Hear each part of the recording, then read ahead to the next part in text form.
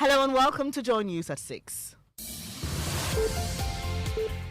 The news is live on Joy 99.7 and hits 103.9 FM in Accra, in Kumasi on Love 99.5 FM, on Facebook live stream and over 30 affiliates across Ghana's 16 regions, including Radio Wawa, ATL FM Cape Coast, KTU Radio Koforidua. Go digital on Spotify and the myjoyonline.com app. Coming up, former President Mahama describes President Akufo-Addo's lifeline to Finance Minister as untenable as he calls for the immediate removal of the minister and members of the economic management team. The President must not only replace his Finance Minister, he must also reconstitute and take control of the economic management team himself. We have more from the former president, who is proposing the number of ministers to be reduced to 65. Plus, minority warns government to stay off restructuring of local debt as it predicts even harsher economic climate over the next 4 years. Ghana should brace for serious austerity in the coming years for the next 4 years. Also, MP for Asante Achim North dismisses claims the majority caucus was induced with money to abandon their demand for the removal of the finance minister. We are not motivated by any materialistic consideration. Did you take money to change your mind? You are saying, were we motivated by money? Yes. I said no. We don't have money in the. And in business, economist Professor Eric Osesibe doubts cedi may recover to January 2022 rate of around 7 cedis 80 pesos as Bank of Ghana clamps down on illegal forex trading. Details on the Joy Business Report. And later in the bulletin, trusting God in your most difficult moment. Fear gripped me because it was at the height of COVID, where nobody was allowed to come in, and I was afraid for my life. I was going to die. Words fail me when it comes to you. We'll hear more from musician Diana Hamilton. Thanks for choosing us.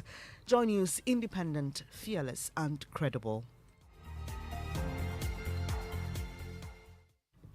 The details now. Former President John Dramani Mahama has joined calls for President Akufo-Addo to sack Finance Minister Ken Ofori-Atta without delay. He says the president's decision to continue talks on his stay in office after negotiations with the IMF is untenable.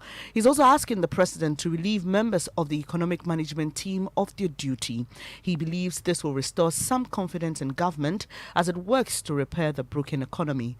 The former president spoke at an event dubbed The Ghana We Want to Build last night at the University of Professional Studies. The president must not only replace his finance minister, he must also reconstitute and take control of the economic management team himself. The statement by the majority leader, I think only yesterday, of a so-called compromise reached that the minister will leave after he has completed the budget and the IMF negotiations. I think this is untenable. I fail to see how the absence of the minister will affect the preparation of the budget and the negotiations with the International Monetary Fund. The former president is asking government to institute a number of measures, including reducing the number of ministers to at most 65 and decollateralizing statutory funds and collapsing agencies like the Free SHS Secretariat and development authorities. Merging some ministries to reduce expenditure and cut down the ministers in government to a figure below 65. We have a Free SHS Secretariat. Meanwhile, the Ghana Education Service has adequate capacity to handle the implementation of the Free SHS policy without the wasteful existence of another secretariat. Again, why create and staff a one district, one factory secretariat? The public funding of the National Cathedral, particularly at this time, must stop. Former President John Dramani Mahama there. Meanwhile, the minority is predicting a harsher economic climate for the next 4 years. Its spokesperson on finance, Dr. Casey Alatoforson, says government will need at least 200 billion cedis to fix the situation. Ghana should brace for serious austerity in the coming years for the next 4 years or more. Ghana is in a deep mess. The Ghanaian economy is indeed suffering from sovereign insolvency stress and stagflation coupled with acute debt overhang syndrome. Our disease is called sarcoidosis. The minority spokesperson on finance, Casey Alatoforson there. Stay a while with Parliament. The minority's leadership has issued a 3-line whip that will impose severe sanctions against any NDC MP who fails to vote to remove Finance Minister Ken Ofori-Atta from office. Thursday, Speaker Alban Bagbin admitted a censure motion filed by the minority for the removal of the Finance Minister. Now, an MP who disobeys a 3-line whip could be expelled from the party, thereby losing his seat in Parliament. Minority Leader Haruna Idrisu says they've begun talks with the majority side to get the numbers they need for the vote. I need about 183 votes. That's why initially I was hesitant filing the motion, because I read articulate completely. But given the posture of our colleagues on the opposite side of the aisle, it appears that we can build a consensus. We issued a 9-line with not even 3-line, 3 times 3. I gave instructions to the Honorable Muntaka and Honorable Ibrahim to carry through. And if God gives us health and life, we will stand strong on this matter. Haruna Idrisu is the minority's leader in Parliament. Now, Member of Parliament for Asante Achim North, Andy Appiah-Kubi, has dismissed claims the majority caucus was induced with money to abandon their demand for the removal of the Finance Minister.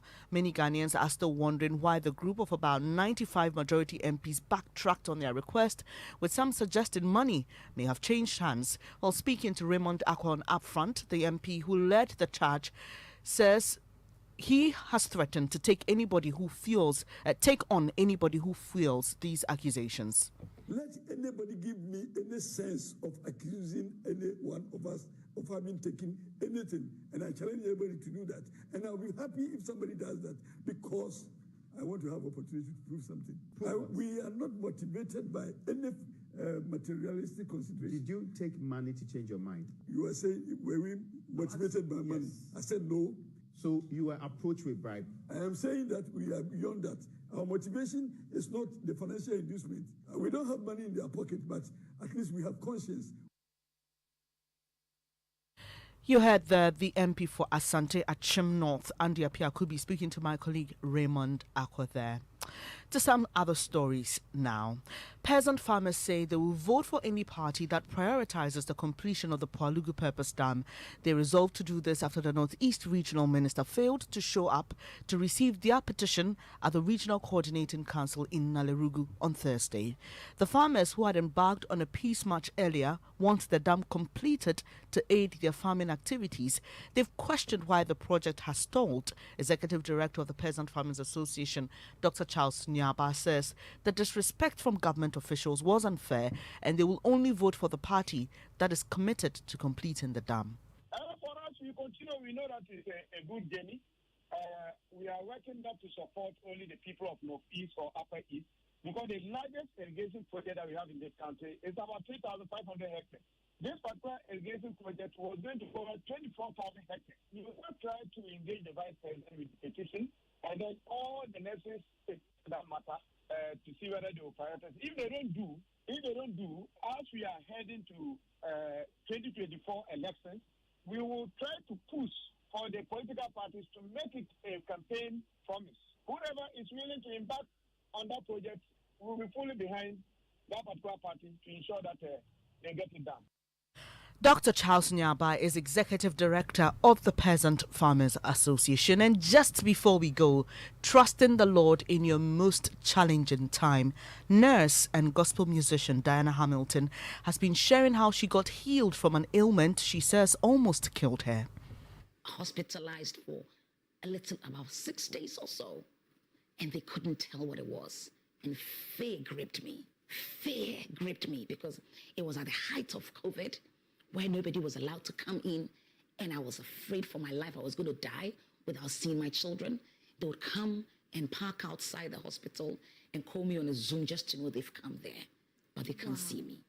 And tests were run, and they couldn't tell me what it was. I was scared. I had to let you know. And in the height of my fears, God brought me a healing that was mind-blowing.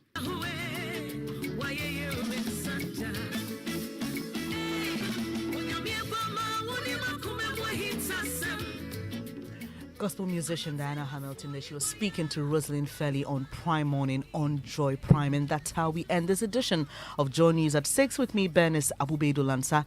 Thanks for your company. There's more news when you log on to myjoyonline.com. Do stay. The Super Morning Show continues.